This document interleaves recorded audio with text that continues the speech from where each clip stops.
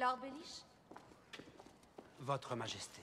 croyez-vous que je puisse vous demander un service? Bien entendu, Votre Majesté. La plus jeune fille de Ned Stark, Arya, nous n'arrivons pas à la localiser.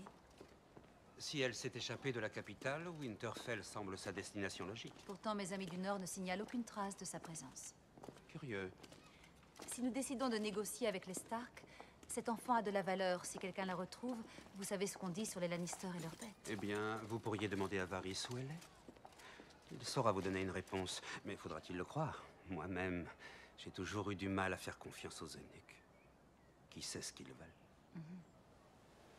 Un oiseau moqueur.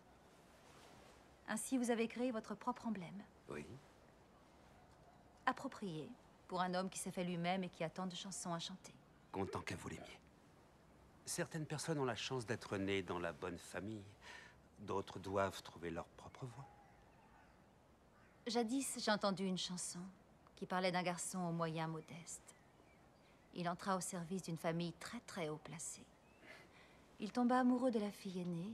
Hélas, elle n'avait Dieu que pour un autre. Lorsque des filles et des garçons vivent dans la même demeure, cela peut créer des situations délicates. On m'a dit que parfois, entre frères et sœurs, il se développe même certaines affections.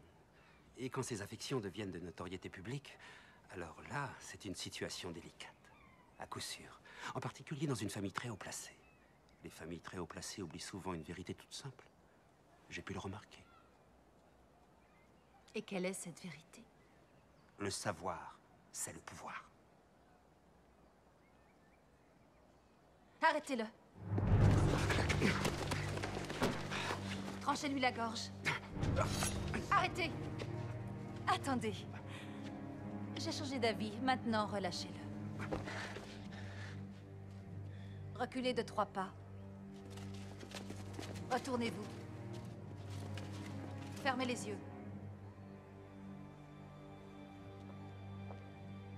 Le pouvoir, c'est le pouvoir. Voyez si vous pouvez délaisser un moment vos pièces de monnaie et vos butins, afin de retrouver pour moi la jeune Stark. Je vous en serai infiniment reconnaissante.